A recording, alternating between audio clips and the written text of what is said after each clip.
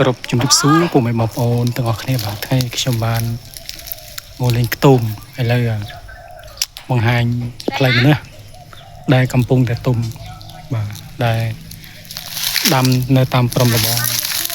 ឥឡូវបានប្រមូលផលបាទខ្លះៗហើយចាប់ដើមទុំមិនដើហើយបាទ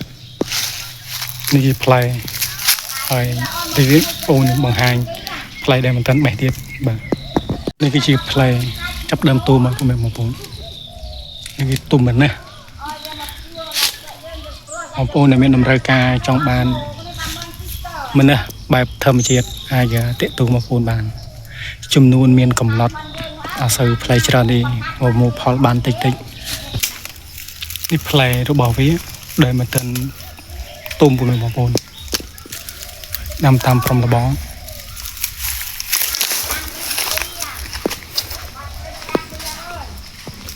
លើទុំហ្នឹងបេះអត់ច្រោះនេះបេះយូរត្រឹមដល់2-3យូរទៅឲ្យប្រព័ន្ធនឹងកូនហូបហើយតាមព្រំលបងដាំដែរពុកម៉ែបងប្អូនប៉ុន្តែបងប្អូនដែលឆ្លងកាត់តាមនេះហើយតាមផ្លូវនេះគឺតាមផ្លូវទៅប្រាសាទបន្ទះធំបាទទូកាលពុកម៉ែបងប្អូនឆ្លងកាត់ទៅគាត់ឃើញទៅអត់ឃើញមានម្ចាស់ទៅគាត់បេះយកទៅអស់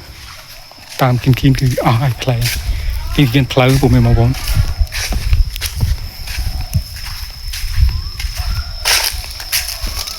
តនេះដាំបានប្រហែលកុំ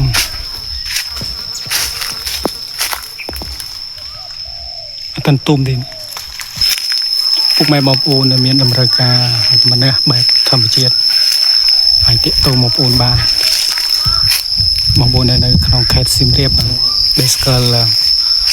ខ្ទមរបស់ខ្ញុំអញមកទិញដល់កន្លែងក៏បាន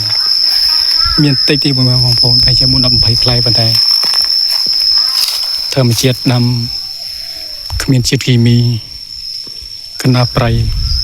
នៅចិត្តនឹងបាត់ប្រៃប៉ុន្តែបែបធម្មជាតិ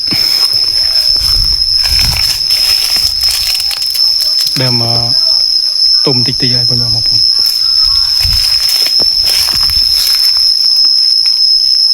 នឹងក៏មានម្នេះដែរ